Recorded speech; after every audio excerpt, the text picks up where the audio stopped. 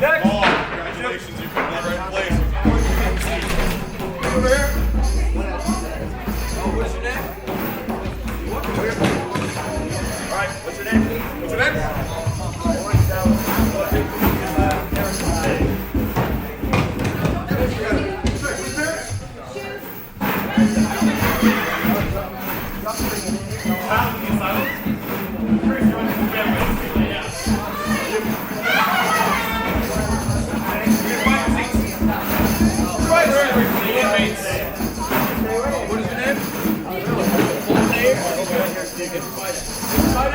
Marat?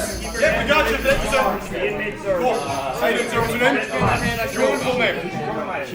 Midas. All right. How you doing today, sir? Okay. Any contraband on you? All right. You're find your seat whenever you're ready. Thank you, sir. What's your name?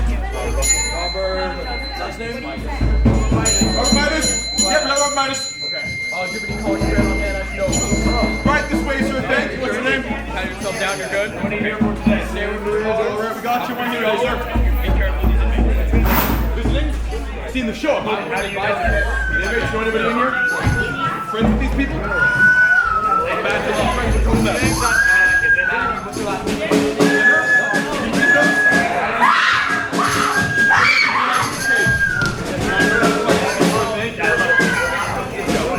One at a time, this way, please. What's your name? Full name. Oh, let me got you. How'd you hear about us, sir?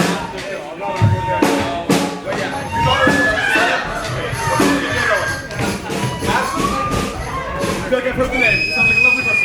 Find a seat whenever you're ready. Thank you, sir. Keep away from the inmates. They're really over here. What happens today? Where you go? Do you have a blouse? You have a blouse, John? Yes, we do. Nice, how you doing? What's your name? All right, we got you. How you doing, Beth? Friends? You have friends here? Good help. So, concentrate on it. I'll be sharp and pointy. All right, thank you very much. Letting them hear it today.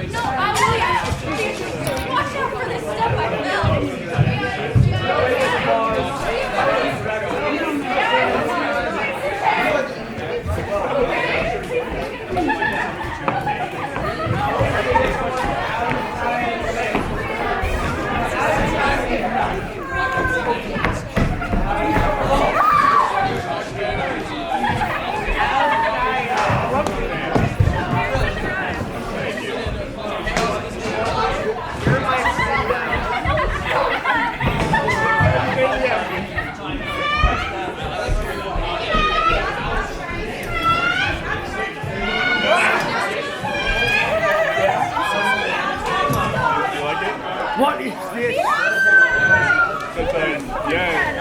I know, he's my friend. Oh, you making friends here? Wow!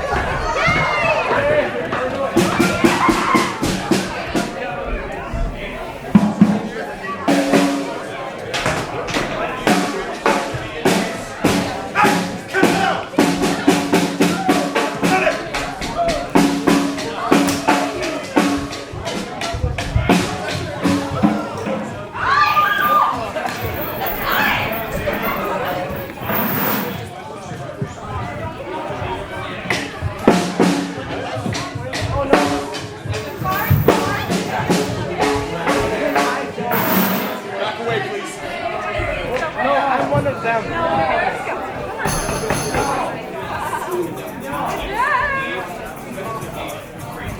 Okay, do we have a Mario Party? Mario Party, are you here?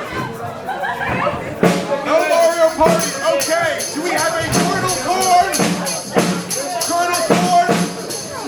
Alrighty, how about Brianna Baker? Brianna Baker, are you here? Brianna Baker, right this way, man. Thank you so much. Chase, please, thank you. Follow me this way, please. I would not take you. Please, away. Back away. Right this way, please. Thank you.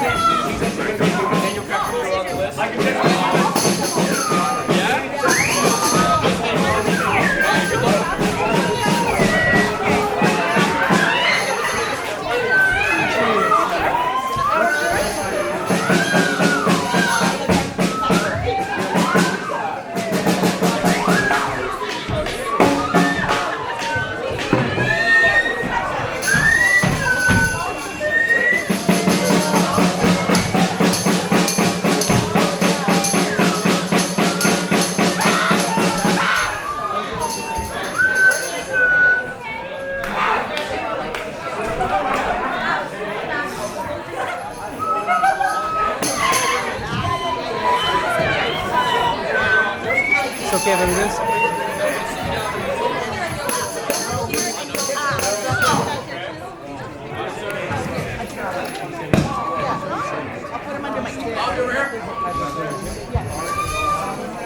Over here, excuse me. Jack. You. Over here.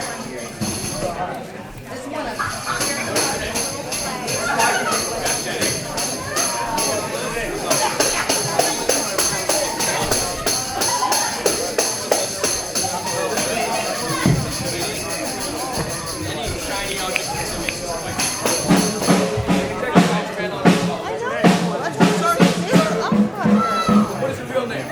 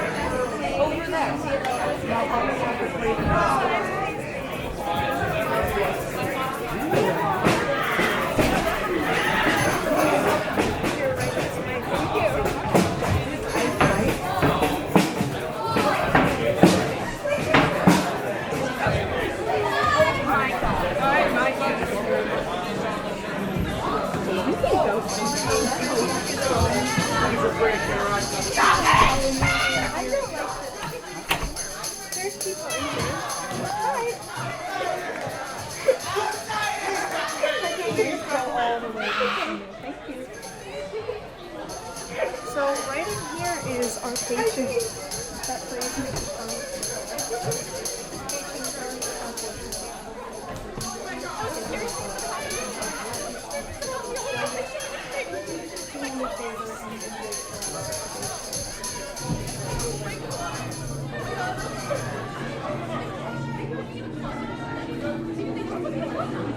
Alrighty, do we have a core fluid?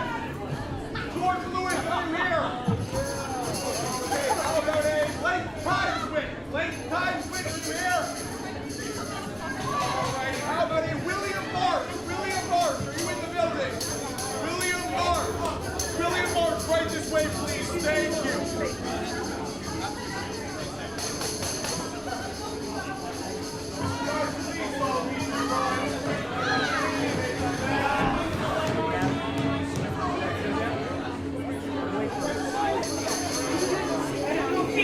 Please don't go, please, no, please don't leave me here, please help!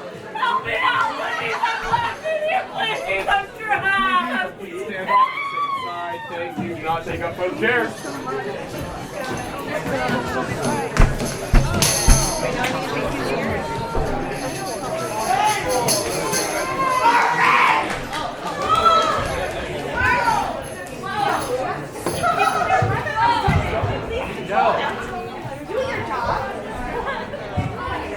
This is what happens when you don't pay attention. They get out of hand. I'm so sorry. They put it Unbelievable. What do you mean I know? No, drink on me.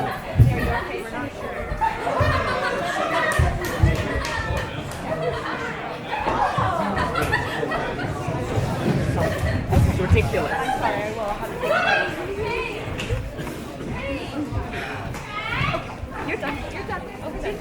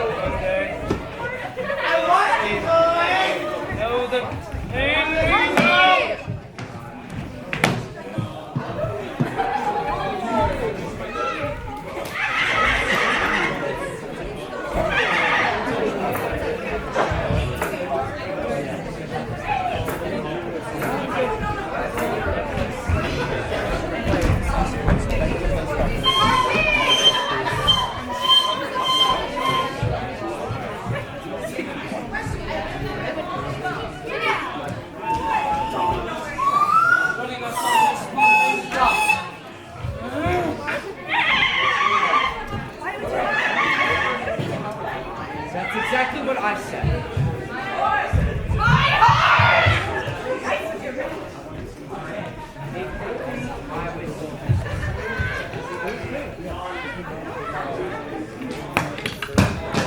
enough. Over here. You two, cut it out. Cut it out.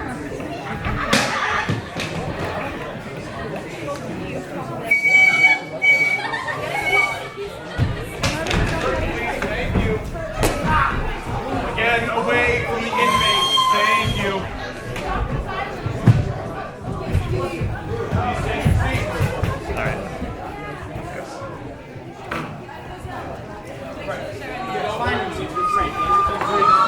Absolutely. Come with me. You can sit right here. Sorry if the angle's not great, but there's no other seats.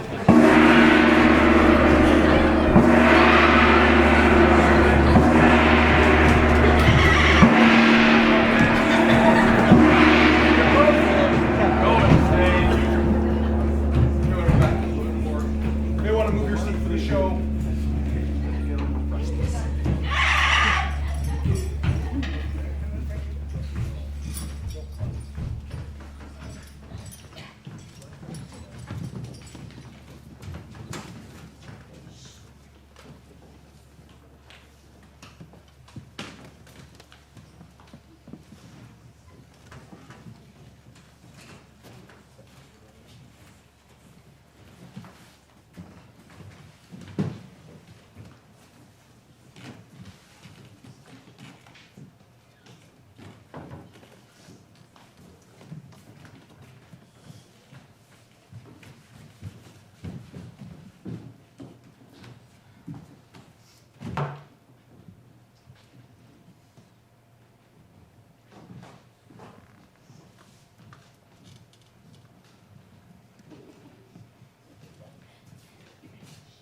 As director of the Clinic of Carrington, I would like to welcome you to this salon.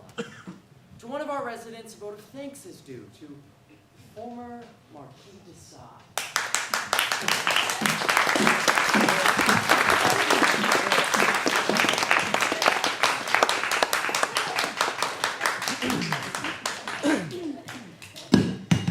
Who has written and produced this play for your delectation and for the patient's rehabilitation. We kindly ask your indulgence for a cast never on stage before coming to Carrington, but each inmate, I can assure you, will try to pull their weight. We're modern, enlightened, and we don't agree with locking patients up. We prefer therapy through education and especially art, so that our hospital may play its part in faithfully following, according to the light, the Declaration of Human Rights. I agree with our author, the former Marquis de Sade, that his plays set in our modern bathhouse won't be marred by instruments of mental and physical hygiene. Quite on the contrary, they set the scene for it. In the former Marquis de Sade's play, he will show how John Paul Marat died and how he waited in his bath before Charlotte Corday came knocking at his door.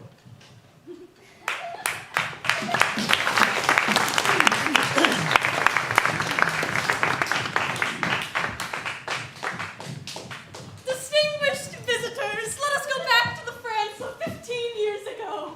Recall the greatest shock of modern times, those golden victories, those scarlet crimes. A force which shattered every institution, that global earthquake, the French Revolution! None of us knew a revolutionary more passionate than Marat, but was he the people's friend or freedom's enemy? A writer of books with hope on every page, or the most vicious butcher of his age? Marat, the good or bad? The choice is hard. Let us hear Marat debating with de Sade. Two champions wrestling with each other's views. How do we judge the winner? You must choose. Here is Marat, back from the dead. He wears a bandage around his head. His flesh burns, it is yellow as cheese because disfigured by a skin disease. And only water cooling every limb prevents his fever from consuming him. To act this most important role, we chose a lucky paranoiac, one of those who have made unprecedented strides since we've introduced them to hydrotherapy. The lady who is acting as his nurse, who certainly makes him no worse, is Simone Evrard, not Charlotte Corday. Marat and Evrard united one day. They shared one vision of the just and true, and furthermore, they shared her money, too. Here's Charlotte Corday, waiting for entry. She's from Caen, her family landed gentry. Unfortunately, the girl who plays the role here has sleeping sickness, also melancholia. Our hope is that this most afflicted soul will not forget her role. Ah, here comes Monsieur Duperret, with silken hose and fresh toupee. To the revolution's murderous insanity, he brings a touch of high urbanity. He's cheerful, handsome, and full of zest, and needs more watching than the rest. Jailed for taking a radical view of anything you can name, the former priest Jacques Roux. Ally of Marat's revolution, but unfortunately, the censors cut to most of his rabble-rousing theme.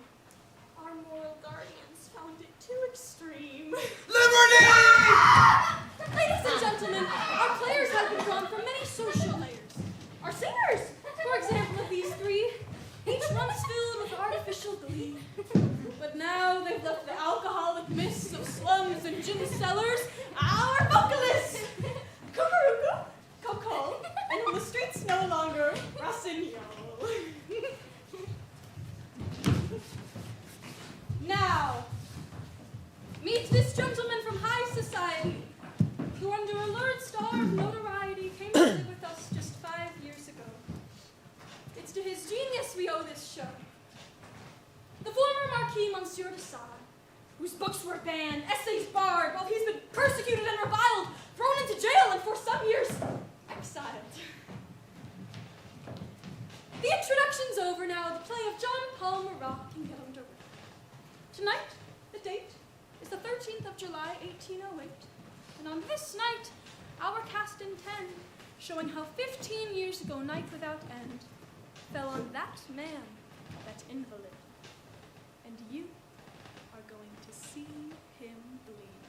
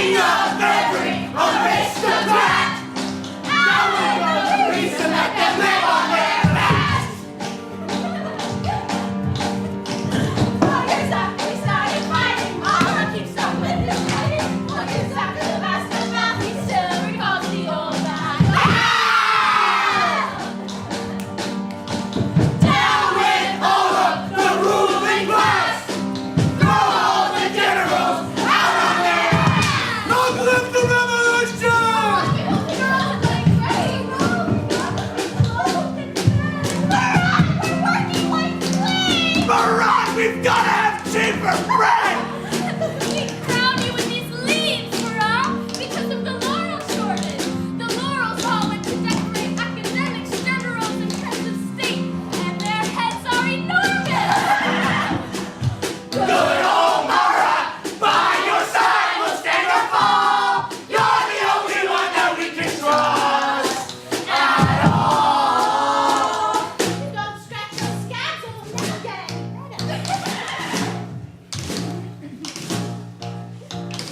4 years he fought and he fought unafraid, slipping down traitors by traitors betrayed. Marat in the courtroom, Marat underground. Sometimes the honor and sometimes the hound, fighting all the gentry and fighting every priest, the businessman, the bourgeois, the military beast. Marat always ready to stifle every scheme of the sons of the ass-licking dying regime. We've got no generals, our leaders are new. They sit and they argue, and all that they do is sell their own colleagues and ride on their backs and kill them or rape them or give them all the axe. Screaming in language no man understands all the rights that we have with our own bleeding hands. When we wiped out the bosses and we stormed through the wall of the prison, they told us would all last as long. Marat, we're born, and the Lord stay born. Marat, don't make us wait anymore. We want our rights, and we don't care how. We want a revolution now!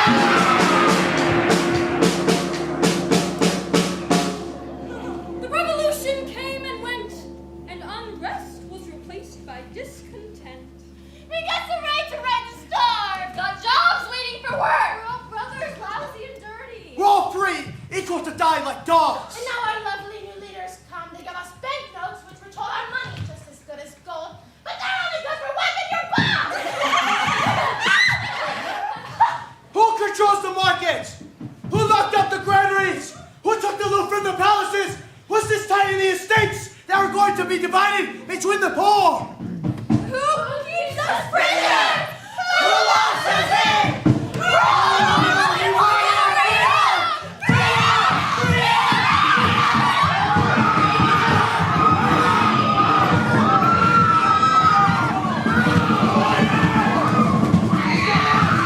Well, what decide? It appears I must act as a voice of reason. What's going to happen when right at the start of the play the patients are so disturbed?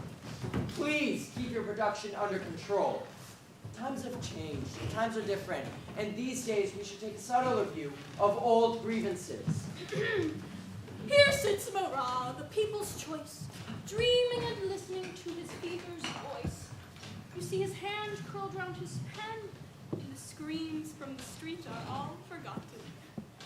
He stares at a map of France, eyes marching from town to town, while you wait. Corday!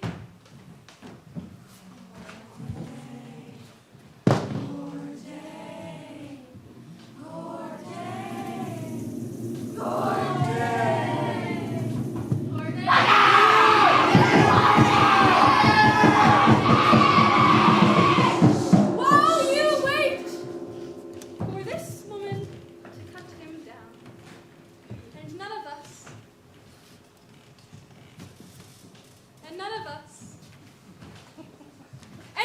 can alter the fact, do what we will, that she stands outside his door, ready and poised to kill. Poor Marat in your bathtub, your body soaked and saturated with poison, poison spurting from your hiding place, poisoning the people. Well, I have come, I, Charlotte Corday from Caen, where armies of liberation are massing, and Marat, I come as the first of them, Marat. Once both of us saw the world's must go to change as we read in great soul. But change meant one thing to you, I see, so something quite different to me.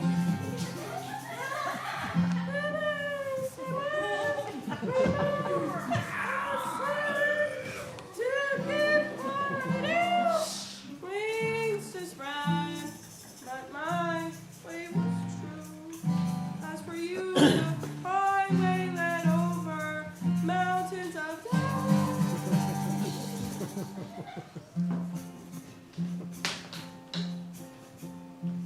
Your both of us spoke a single tongue of brotherly love. We sweetly sung, but love meant one thing to you, I see, and something quite different to me.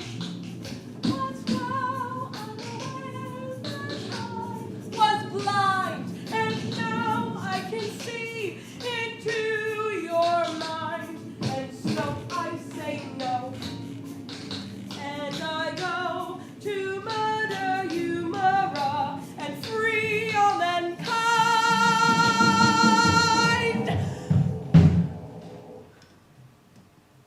But death meant one thing to you, I see, and something quite different to me.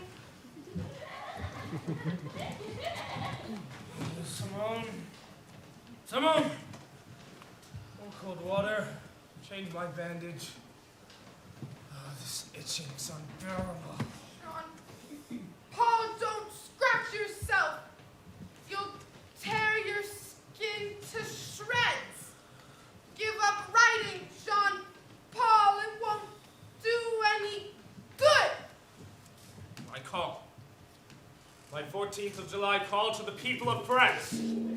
Sean Paul, please be more careful. Look how red the water's getting. And what's a bath full of blood compared to the bloodbaths yet to come? Once we thought a few hundred corpses would be enough, now we see thousands are still too few. And today we can't even count all the dead.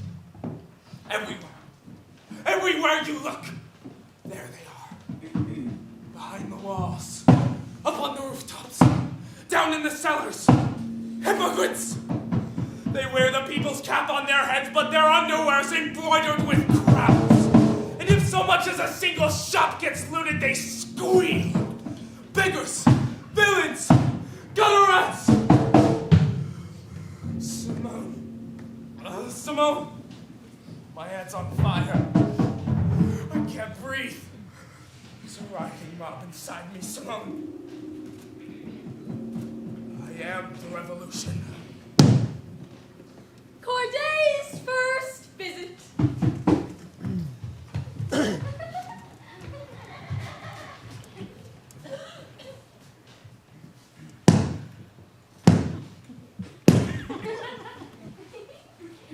I have come to visit Citizen Marat.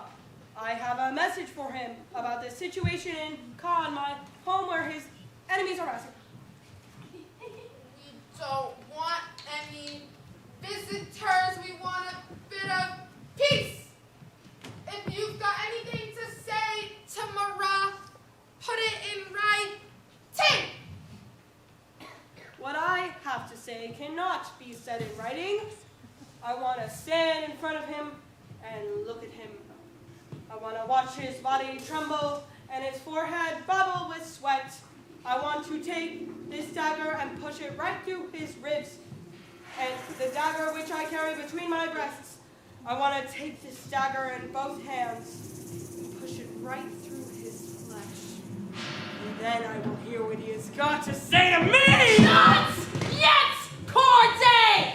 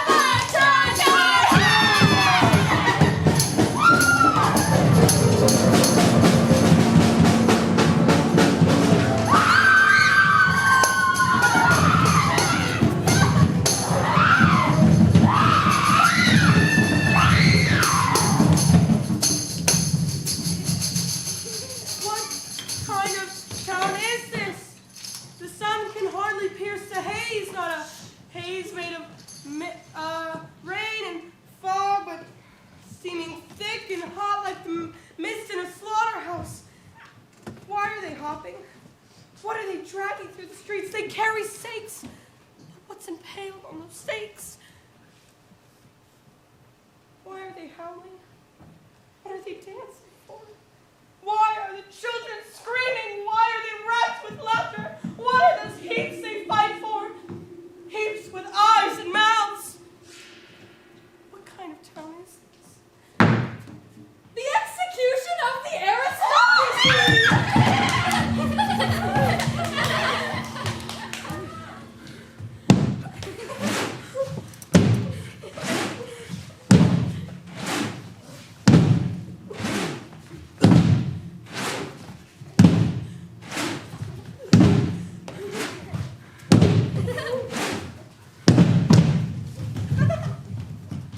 What are all these faces? These faces will close around me. The eyes and mouths will call me to it. Now it's happening, and you can't stop it happening. The people used to suffer everything. Now they take their revenge. And you are watching that revenge. But you don't remember that you drove the people to it.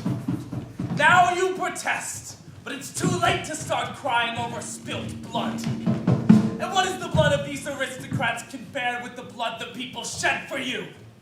Many of them had their throats slit by your gangs. Many of them died more slowly in your workshops.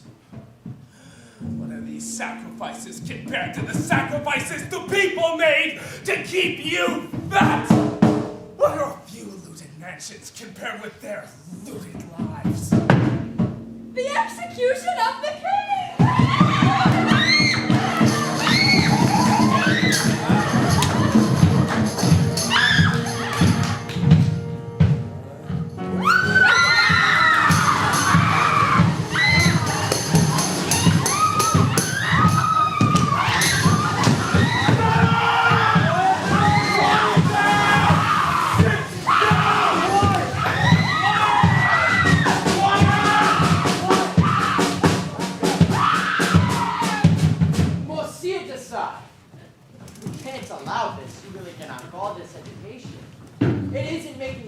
Any better. After all, we invited the public here to show them that our patients are not all social lepers. We only show these people massacred because this indisputably occurred. Please calmly watch these barbarous displays, which could not happen nowadays. The men of their time, mostly now demised, were primitive. We are more civilized.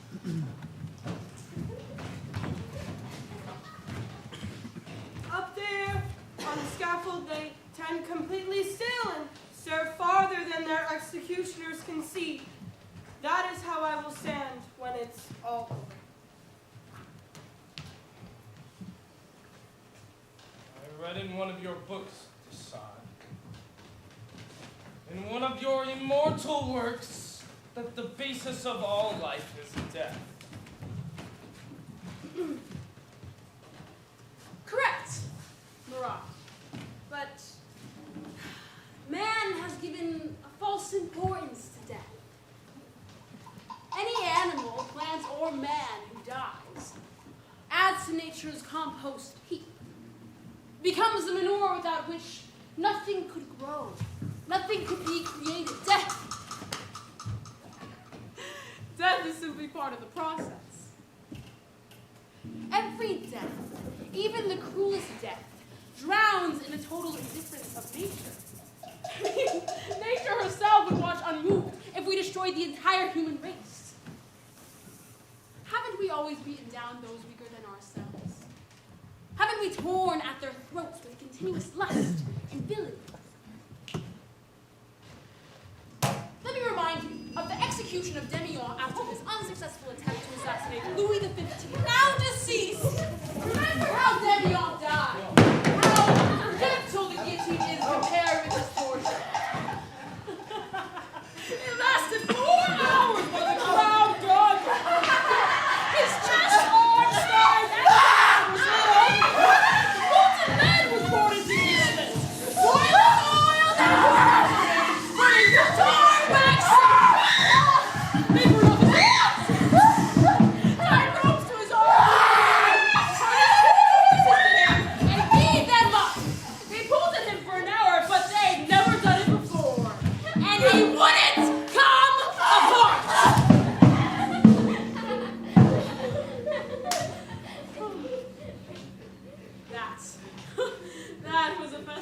distinguished.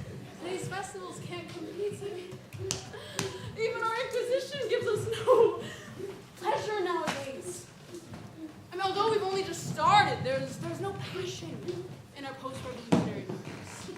Now they're all official.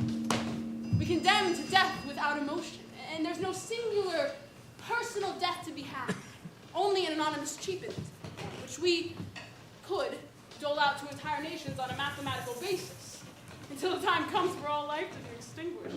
Citizen Marquis, you may have fought for us last September when we dragged out of the jails the aristocrats who plotted against us. But you still talk like a grand seigneur. And what you call the indifference of nature is your own lack of compassion.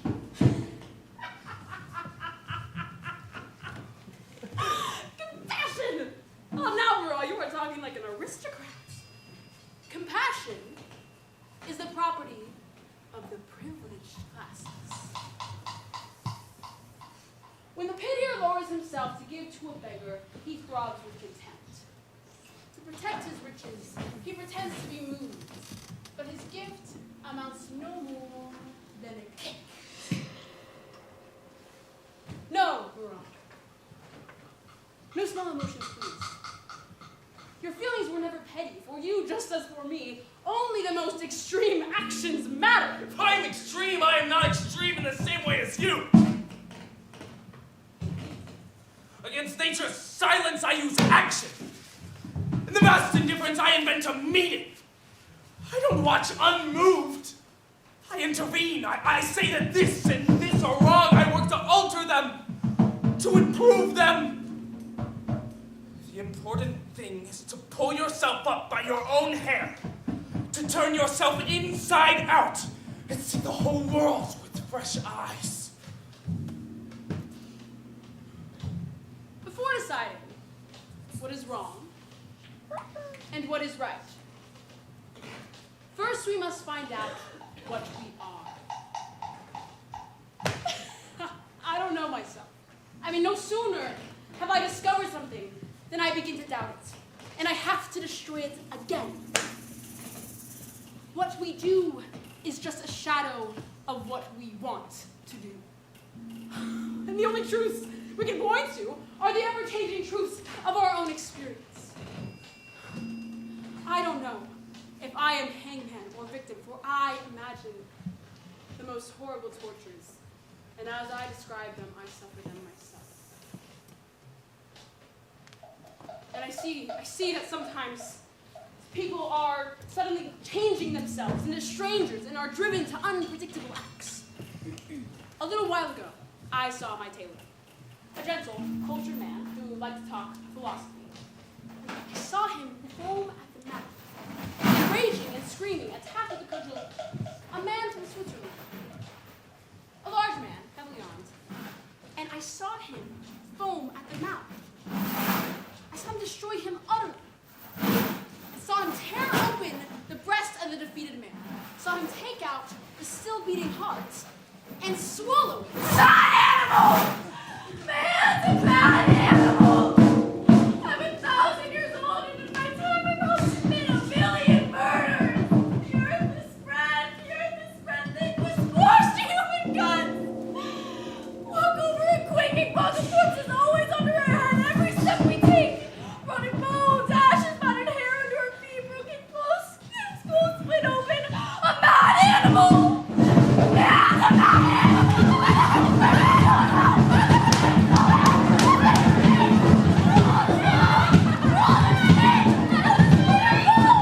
I'm not through yet! I have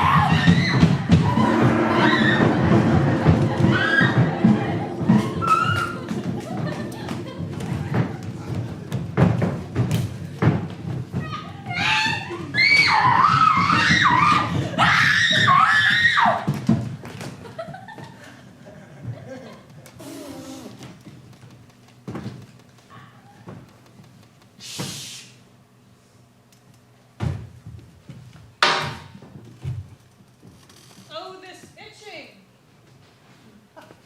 Oh, this itching! This itching!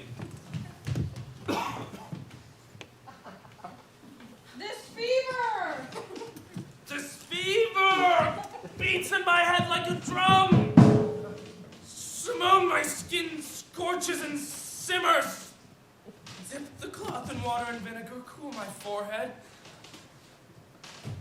Marat, I know you give up your fame and all the love of the people for a few days of health. You lie in your bath as if you were in the pink water of the womb. You lie in your bath swimming with all the ideas of the world, which no longer fit the world outside. And hey, why should you care about the world outside? For me, the only reality is my imagination. The world inside myself. The revolution no longer interests me. Wrong, Sade. Wrong. I never believed the pen alone could destroy institutions. No matter how hard we try to bring in the new, it comes into being only in the midst of clumsy deals. We're all so clogged with dead ideas, passed from generation to generation, that even the best of us don't know the way out. We invented the revolution, but we don't know how to run it.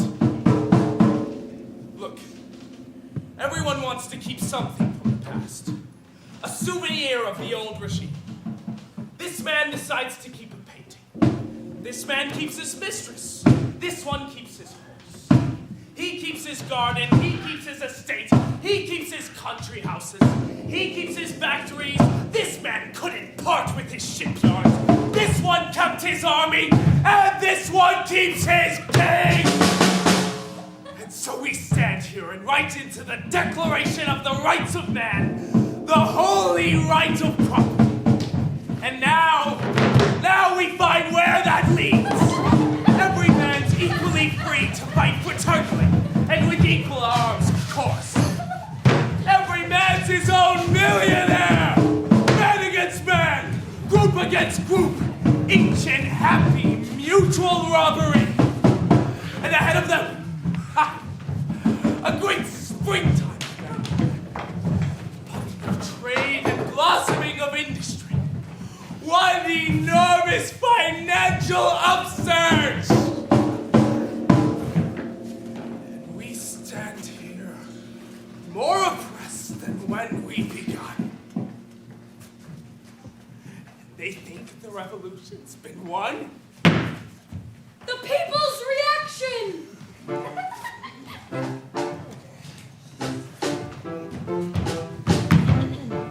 Why do they have the gold? Why do they have the power? Why do they have the friends at the top? Why do they have the jobs at the top? We've had nothing, always had nothing, nothing but holes and millions of them, living in holes, dying in holes, holes in our bellies, and holes in our clothes. The road and the horse made poor. The road don't make us wait anymore. We want our rights, and we don't care how. We want our revolution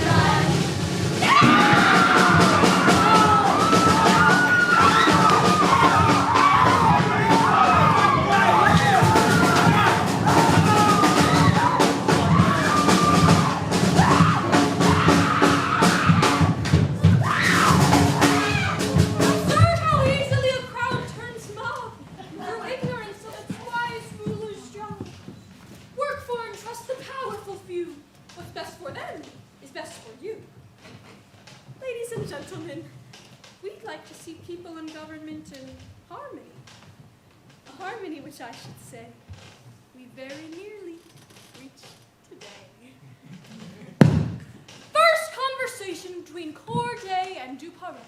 And now nobility meets grace.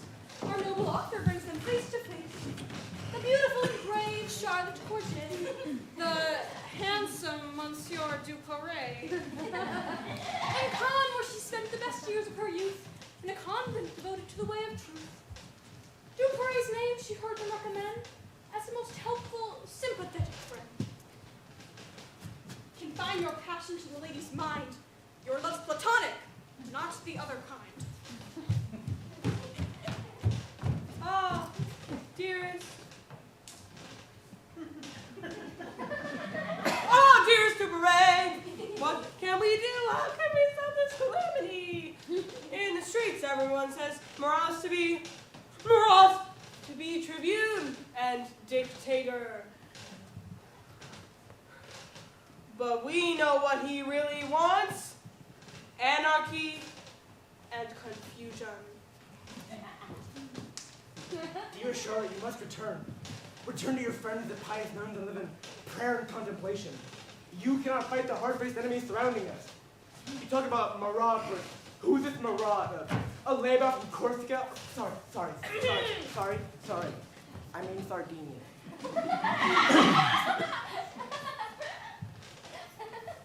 Marat. The name sounds Jewish to me. Perhaps derived from the waters of Marat in the Bible.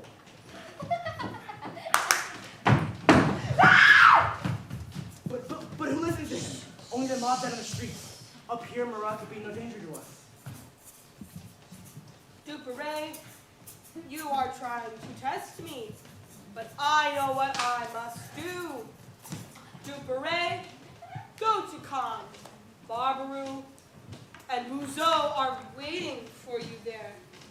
Go now and travel quickly. Do not wait till this evening, for this evening everything will be too late. Dear Charlotte, my place is here. How can I leave this city which told you, dear Charlotte, my place is here?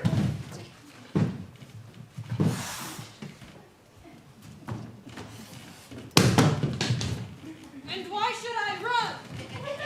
And why should I run now? It doesn't last much longer. Already the English laugh of Dunkirk and Toulon. The Prussians... The Spaniards! The Spaniards have occupied Brussels. Paris is... Mayans! Mayans is occupied by the English. Condé and Valenciennes are fought by the English. The Austrians! To the Austrians! To the Austrians! The Vendée up in arms. They can't have much longer. These fanatical upstarts with no vision and no culture, they can't have much longer.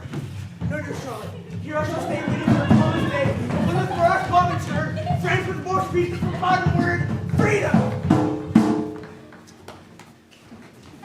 You hear that, Marat? I do good?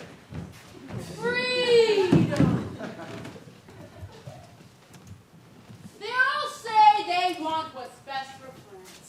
My patriotism's bigger than yours! They're all ready to die for the honor of France, radical or moderate.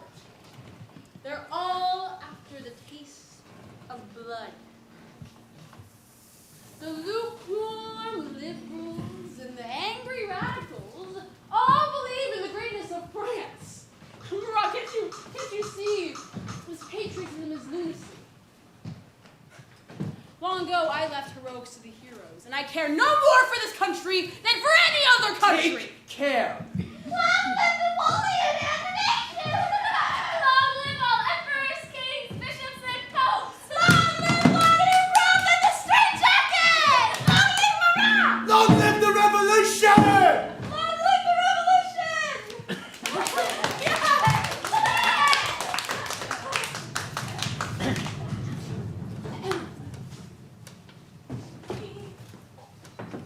It's easy to get mass movements going. Movements that move in vicious circles. I don't believe in idealists who charge down blind alleys. I don't believe in any of the sacrifices that have been made for any cause. I believe only in myself. I believe only in that thing in which you betray. We've overthrown our wealthy rabble of rulers, disarmed many of them, though many escaped. But now those rulers have been replaced with new ones. Ones who used to carry banners and torches with them. It becomes clear that the revolution was fought for merchants, shopkeepers, the bourgeoisie, a new victorious class. And And underneath them, ourselves, who always lose the lottery. Those fat monkeys covered in banknotes have champagne and brandy on tap. They're up to their eyeballs in railroads. We're up to our noses in crap. Those gorilla mouth fingers are longing to see us all around. They lose a few acres, but we lose the little revolution. We're more like a ruin. They're all stuffed with glorious fruit. They think about nothing but screwing. But we are the ones who get screwed.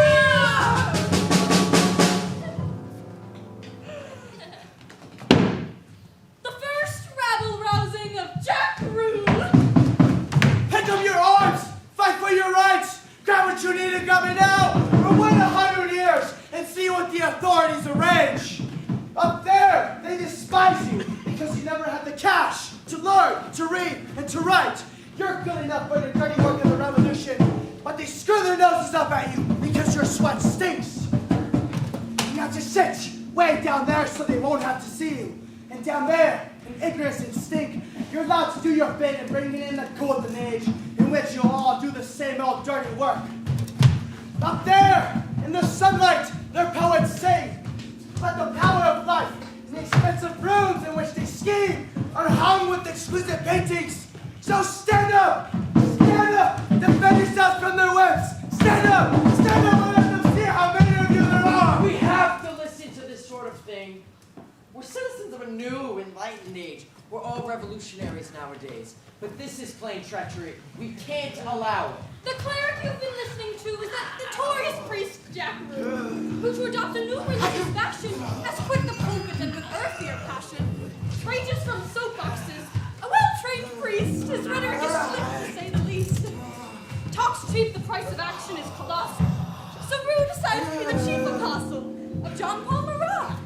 Seems good policy since Marat's heading straight for Calvary. And any good Christian knows crucifixion is the most sympathetic way to go. We demand the opening of the granaries to feed the poor. We demand the public understands the first of the factories. We demand everyone to go on the catch and put an end to this war. This terrible war, where it's money benefit and competition. Now we waste the more wars.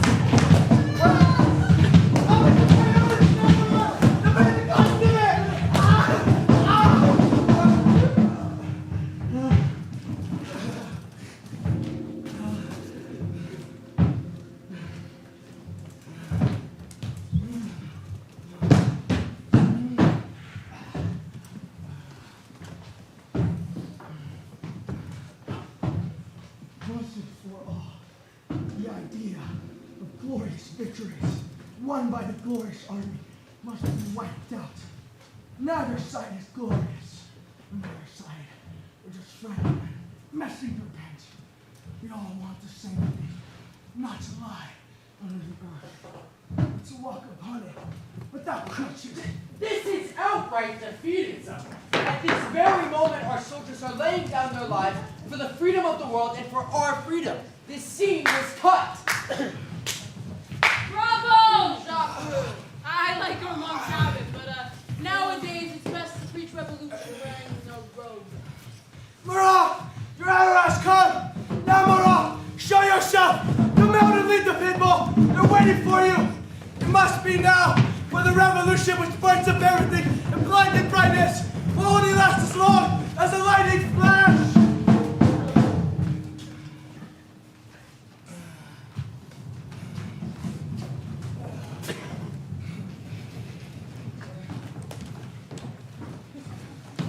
Marat, today they need you because you are going to suffer for them.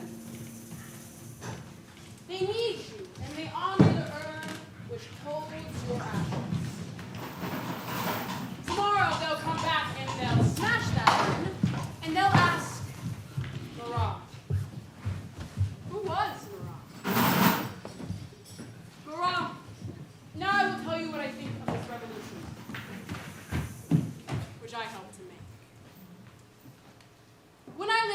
conceal, my ideas were already formed. I sorted them out under the blows of my own whip, out of hatred for myself and the limitations of my mind. In prison, I created in my mind monstrous representatives of a dying class. I recorded their atrocities in the minutest detail and brought out everything wicked and brutal that lay inside me. In a criminal society, I dug the criminal out of myself so I could better understand him and so better understand the times we live in. My imaginary giants committed desecrations and tortures. I committed them myself. And like them, allowed myself to be bound and beaten. And even now, I should like to take this beauty here, who stands there so expectantly, and let her beat me while I talk to you about the revolution.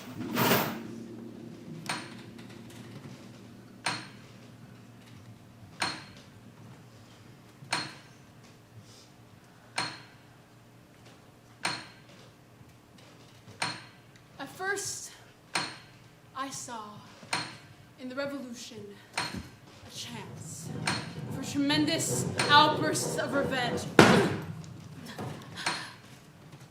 But then I saw, when I sat in the courtroom myself,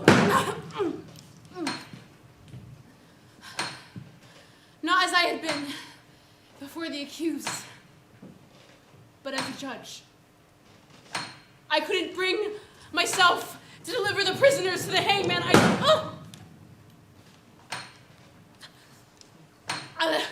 I did all I could to release them or let them escape. I saw I wasn't capable of murder.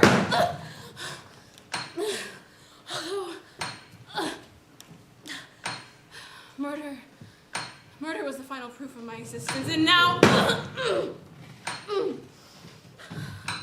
the very thought of it horrifies me.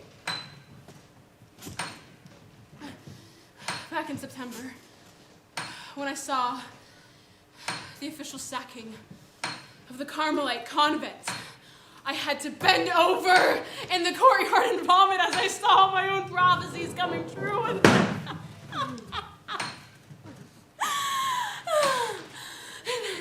as the months went by, and as the tumbrils ran regularly to the scaffolds, and the blade dropped, and was winched up and dropped again, I saw that all the meaning was drained out of this revenge.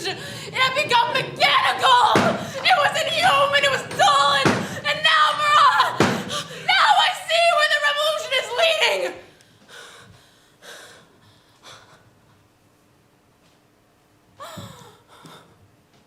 To the death of choice, to self-denial, to deadly weakness, to the slow merging into uniformity, to the withering of the individual man. In a state which has no contact with individuals, but which is impregnable.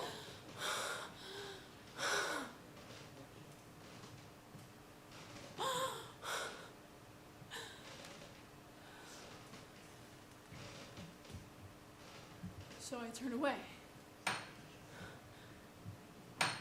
I step out of my place. Watch what happens. Without joining in. Observing. Noting down my observations. And all around me, stillness.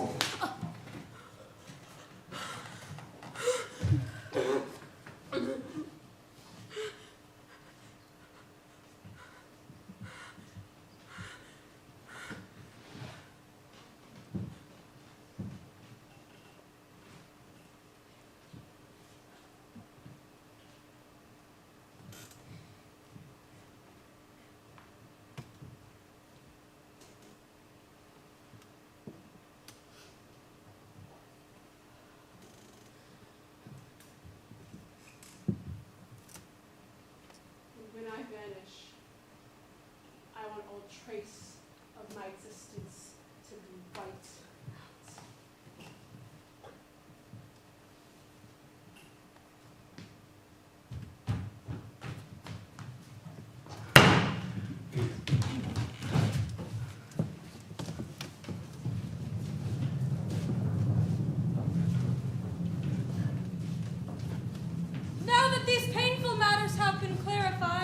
let's look upon the sunny side.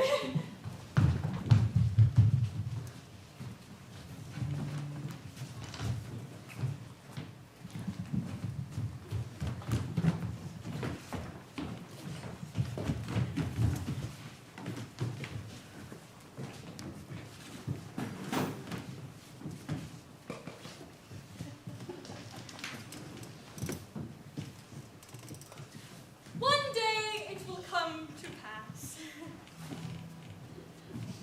One day it will come to pass. Man will live in harmony with himself and with his fellow man. One day it will come a society which will pool its energy to defend and protect each person for the possessions of each person, and in which individual, although united with all the others, only obeys himself and so stays free.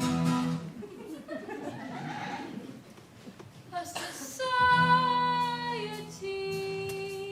in which every man is trusted with the right of governing himself. One day it will come a constitution in which the natural inequalities of man are subject to a higher order, so that all who vary their physical and mental powers may be by agreement legally get their fair share.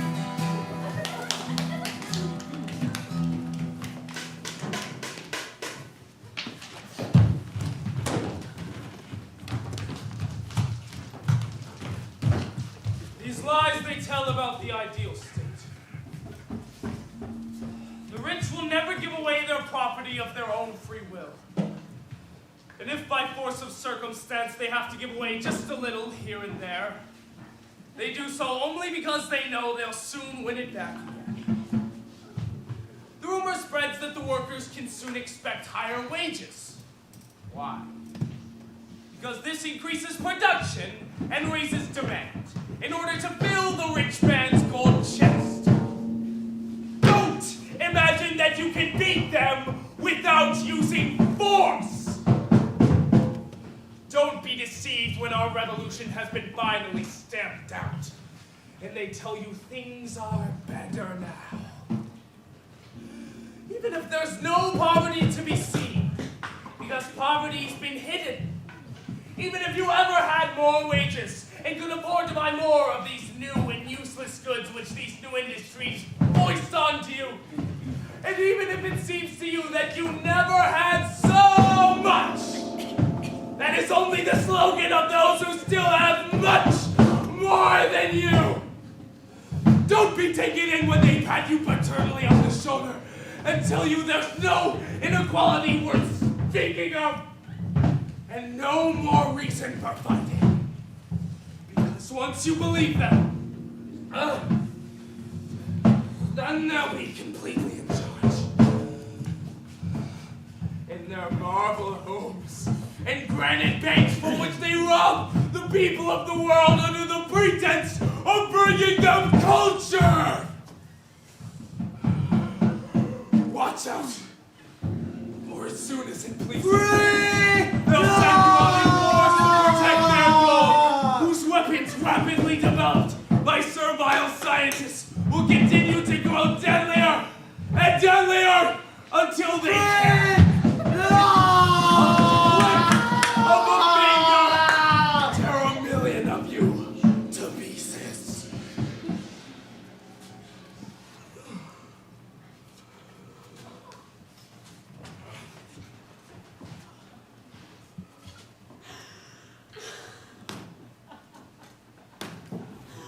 Lying there, scratched and swollen, your brow burning,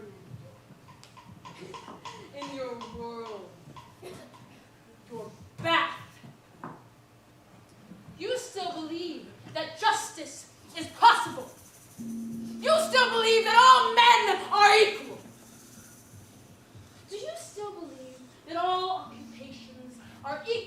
valuable, equally satisfying, and that no man wants to be greater than the others? How does the old song go? One always bakes the most delicate cakes. 2 is the really superb masseur. 3 sets your hair with exceptional flair. 4's brandy goes to the emperor. 5 knows each trick of advanced rhetoric. 6 bred a beautiful brand new rose. 7 can cook every dish in the book. And 8 cuts you flawlessly elegant clothes.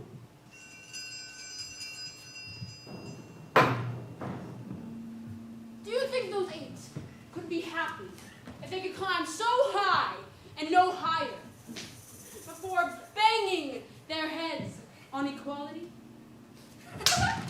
If each could be a small link in a long and heavy chain, do you still think it's possible to unite mankind when already the few idealists who did join together in the name of harmony are now out of tune and would like to kill each other over trifles? But they aren't trifles.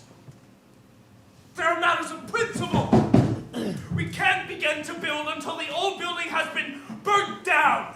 However dreadful that may seem to those who lounge in make-believe contentment, wearing their scruples as protective clothing.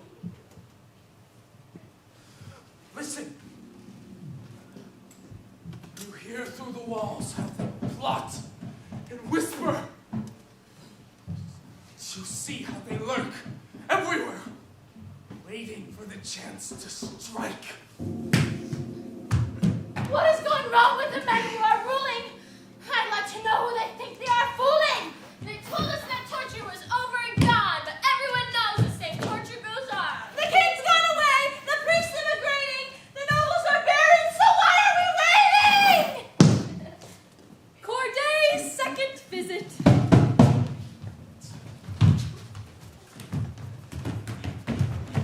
Now Charlotte Corday stands outside Marat's front door. The second time she's tried.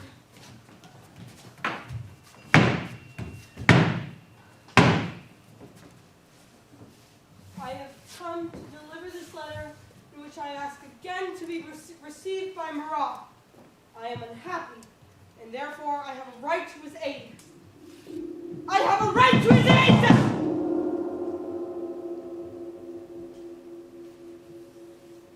Simone? Who was that at the door?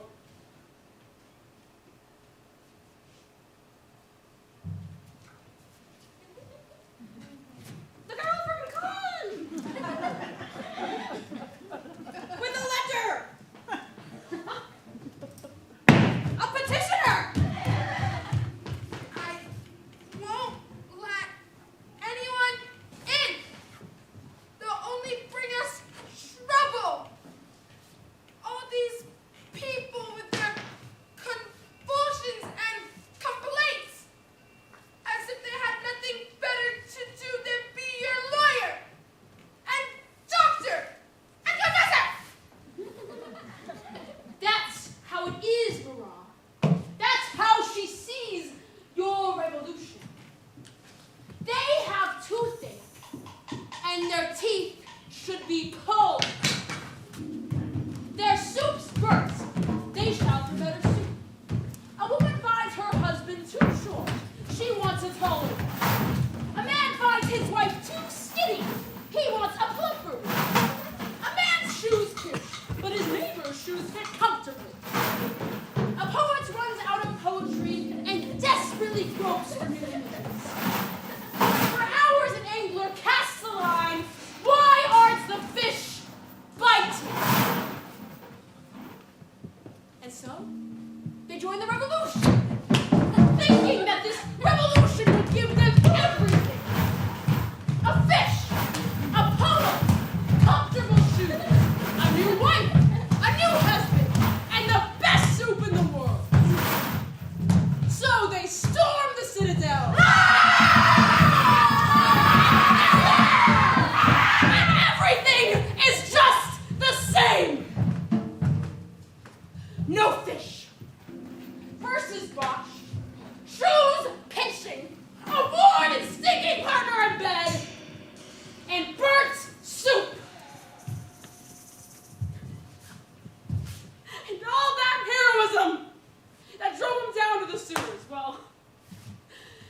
talk about it to our grandchildren. If we have any grandchildren.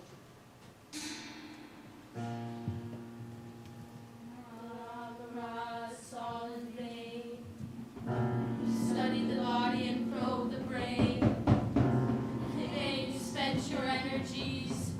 For having Marat cure his own disease. Marat, where is our path? Arisen up visible from your back. Your enemies are closing in. Without you the people can never win. Marat, may you explain. How much the daylight you not be plain. As your affliction let you down. Outside in shadows, now night has come.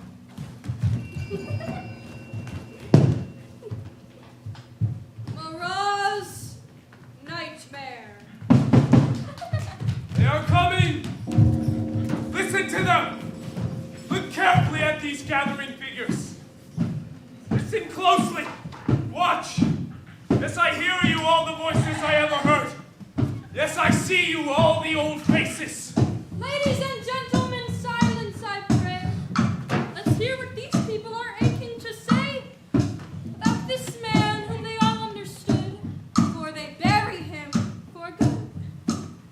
First, the schoolmaster of that charming place, in which this man spent his childhood days.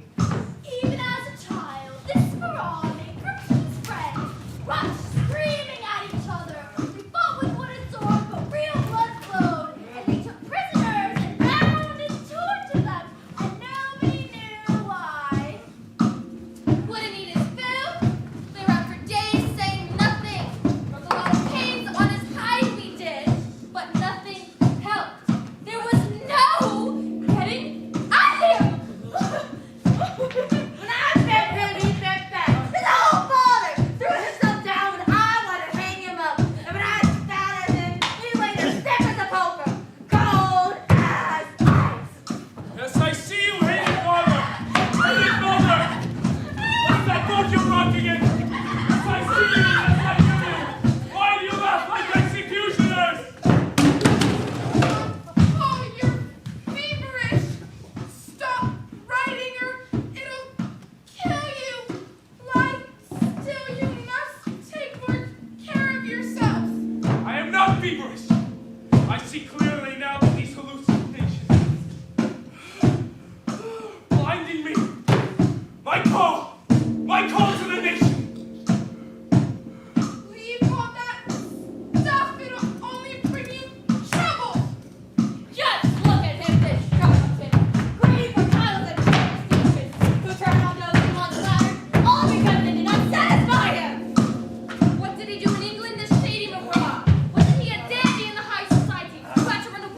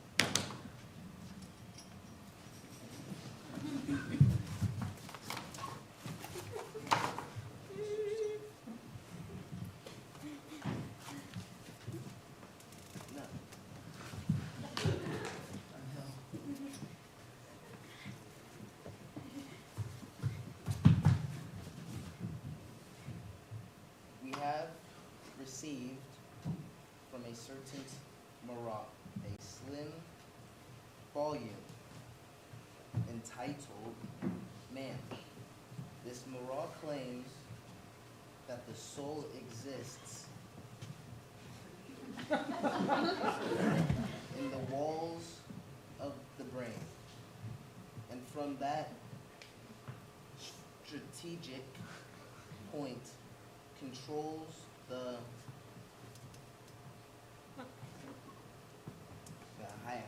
hypodraulic mechanism of the body by means of a network of tinkling word threads.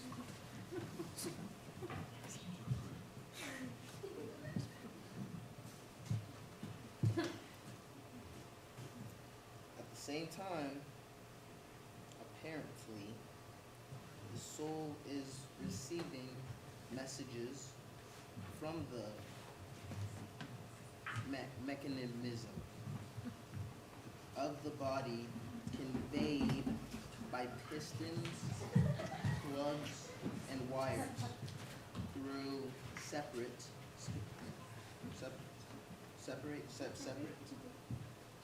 scented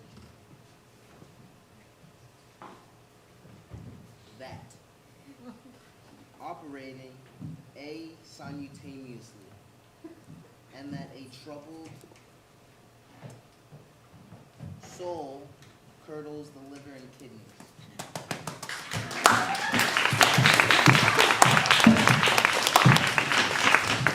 The soul is frustrated, Newton's eyes. Turn to the streets, he thought it passed. The dawn of revolutionary! It beat a dilettante's breast. Crying out the oppressed must rise. He meant, of course, I am oppressed!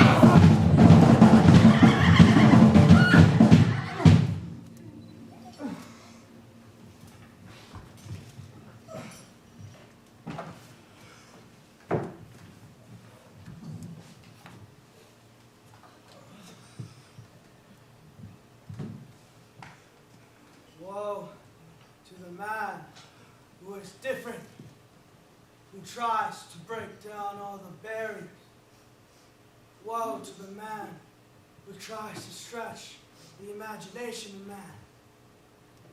He shall be mocked, he shall be scourged by the blinkering guardians of morality. You wanted to know what man was for. So you asked yourself, what is this soul? This jump for hollow ideas and mangled morals? You decided that the soul was in the brain, that it can learn to think. But to you, the soul is a practical thing, a tool used for ruling and mastering life. One day, you came to the revolution because you saw the one most important vision, that our circumstances must be fundamentally changed. And without these changes, everything we try to do must fail.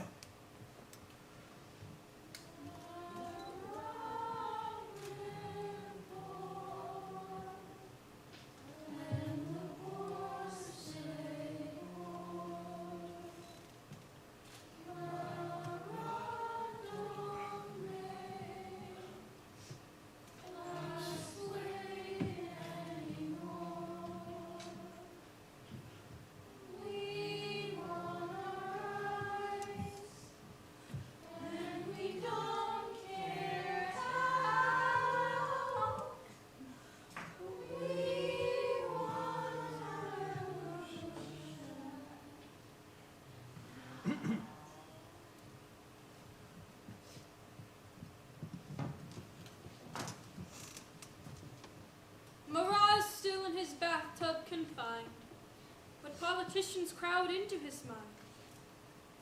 He speaks to them his last polemic fight, to say who should be tribune. It is almost night. Down with Marat!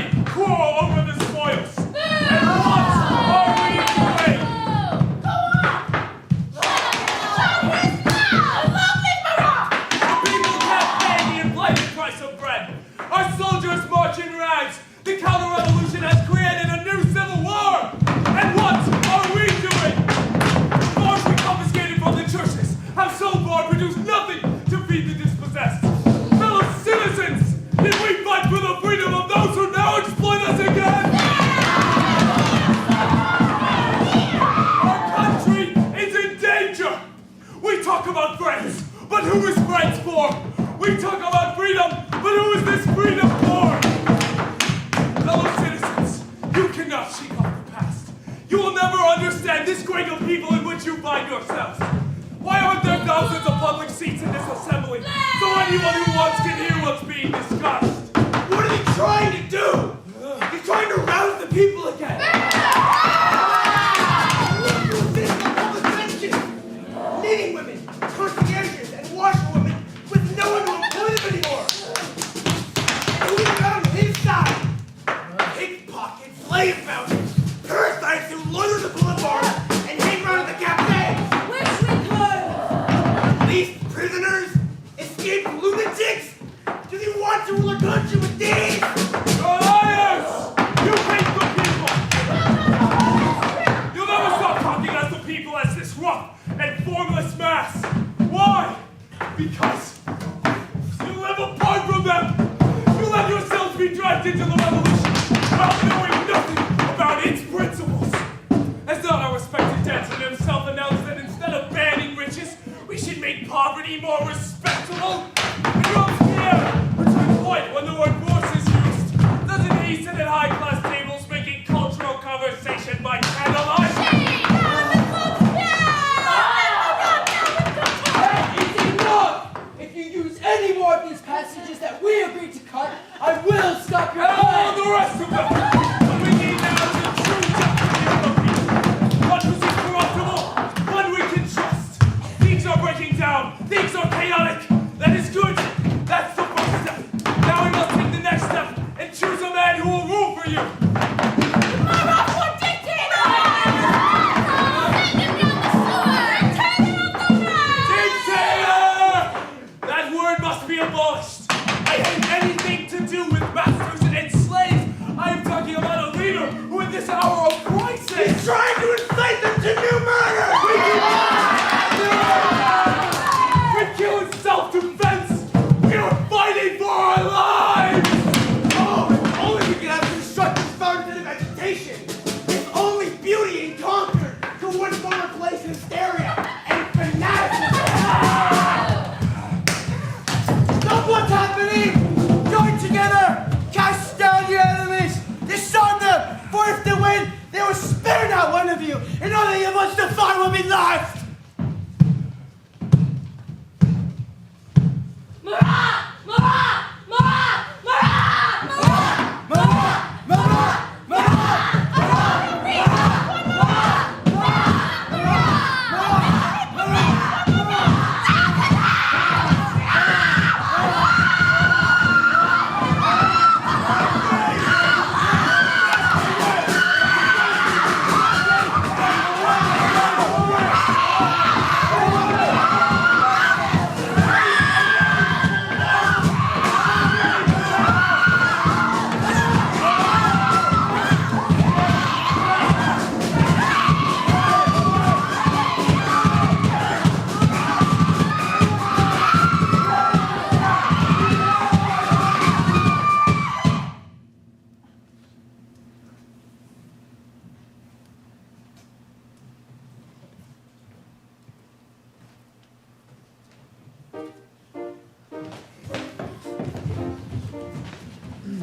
Marat in your bathtub seat. Your life on this planet is near complete. Closer and closer to you, death creeps. Down there on her bench, Charlotte Corday sleeps.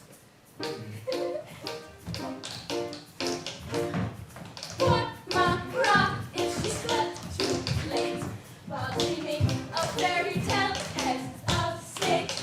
Maybe your sickness would disappear. Charlotte Corday would not find you here.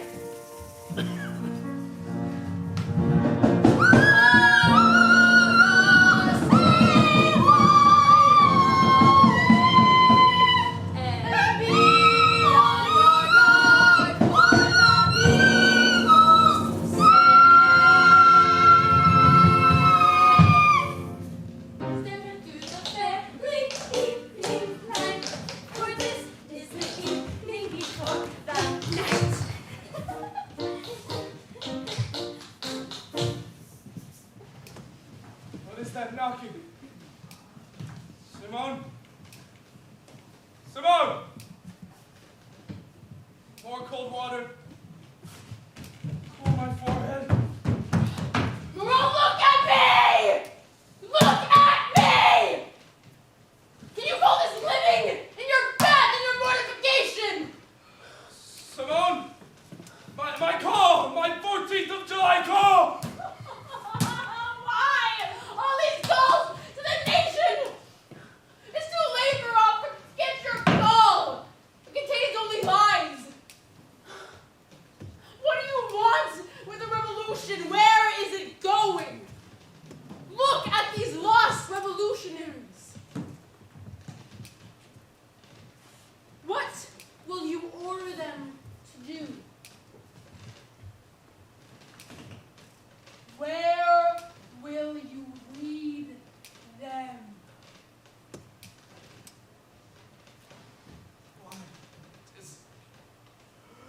Why is everything so confused now? Each argument was sound. Everything I ever wrote or spoke was considered and true. Why does everything sound false?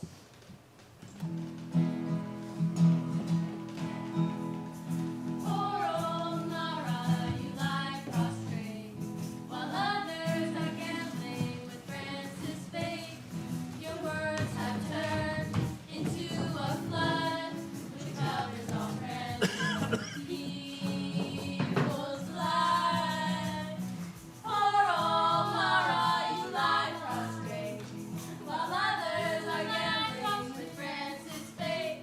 Your words have turned into a flood, which covers all Francis' people's. Poor old Marat, Marat, you lie prostrate. Marat, you lie prostrate. Marat, you lie prostrate. Preparations for the third visit. Corday, wake up!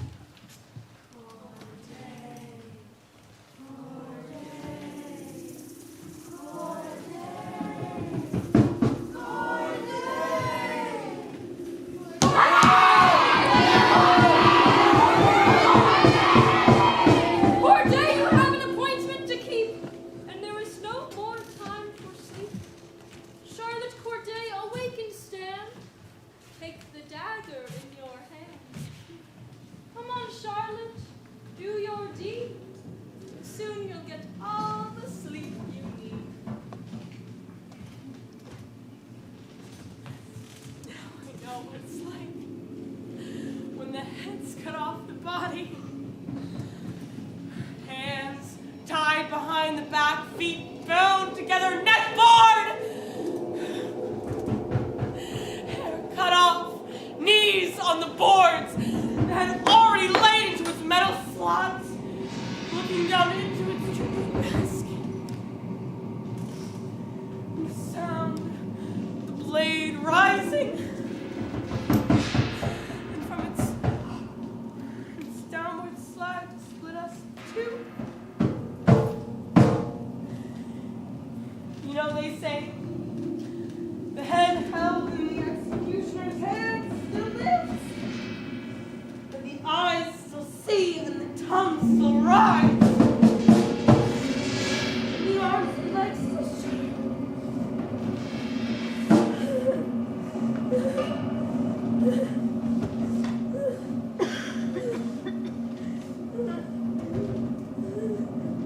Charlotte, awaken from your nightmare.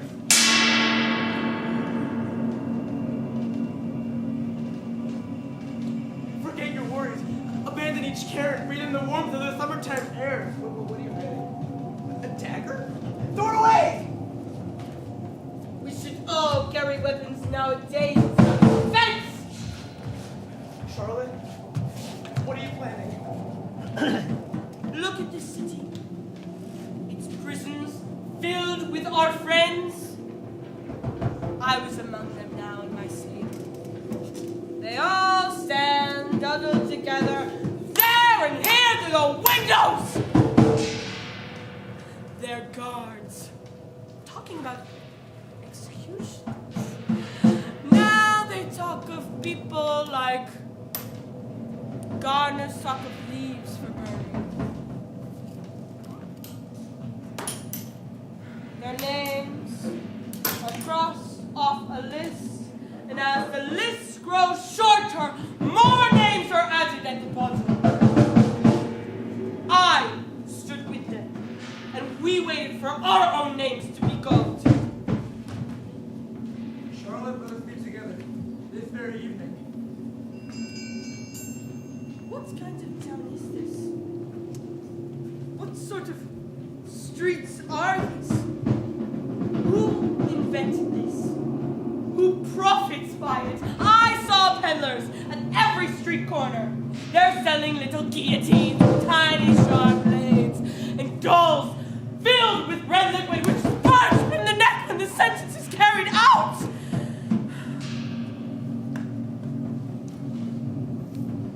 And their children. How can these children play so efficiently? And who is judging? Who is judging? Corday's third and last visit.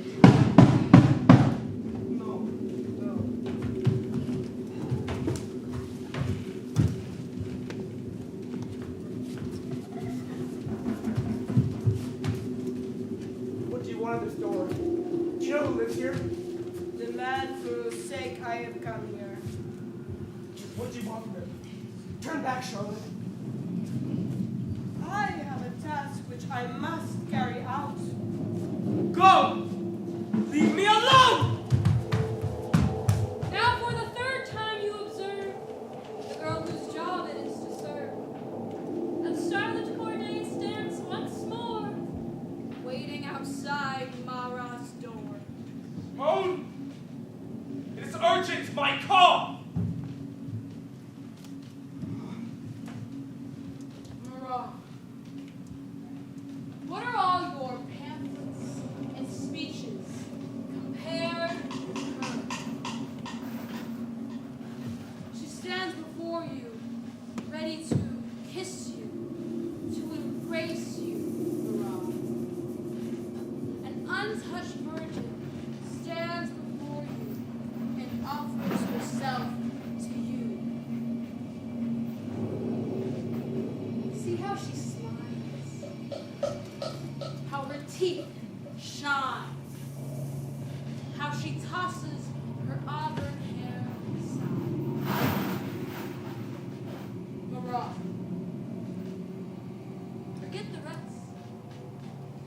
There's nothing beyond the body. She stands there, and perhaps she carries a knife to intensify the love play.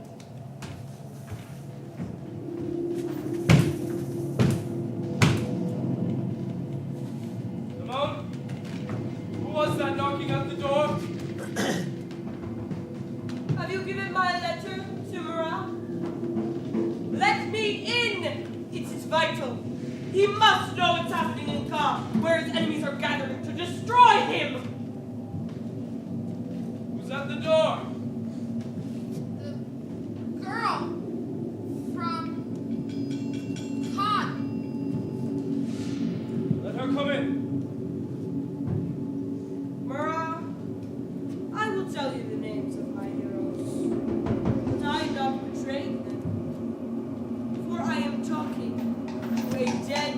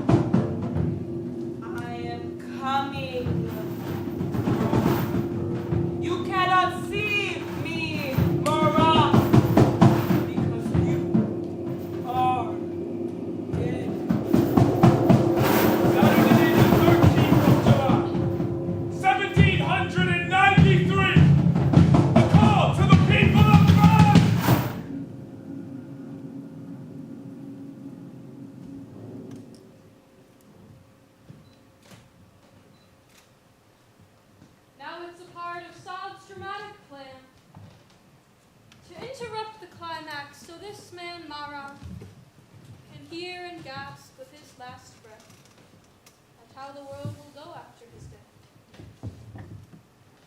Tell us, Monsieur de Sade, for our instruction, just what you have achieved with your production. Who won?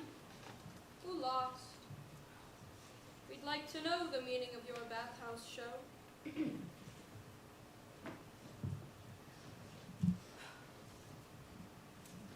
Our play's chief aim has been to take to bits great prepositions and their opposites. See how they work, and let them fight it out. The point? Some light on our eternal doubt. I have twisted and turned them every way, and I still find no ending to our play. Marat and I both advocated force, but in debate each took a different course. Each wanted changes.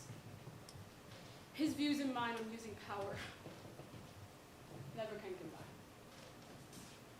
On one side, he who thought our lives could be improved with axes and knives. Or the other, who'd rather submerge in his imagination, seeking personal annihilation.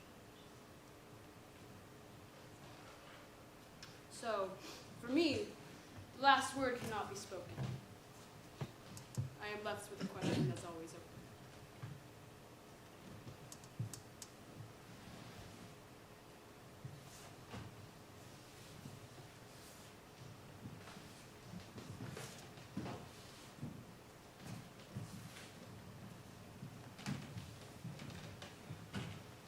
Enlightened ladies, pious gentlemen, let's close the history book and then return to 1880, the present day of which, though not unclouded, we may say mankind will soon cease to fear the storms of war, the squalls of peace. For today we live in far different times. We have no oppressors, no violent crimes. And although we're at war, anyone can see, it can only end in victory.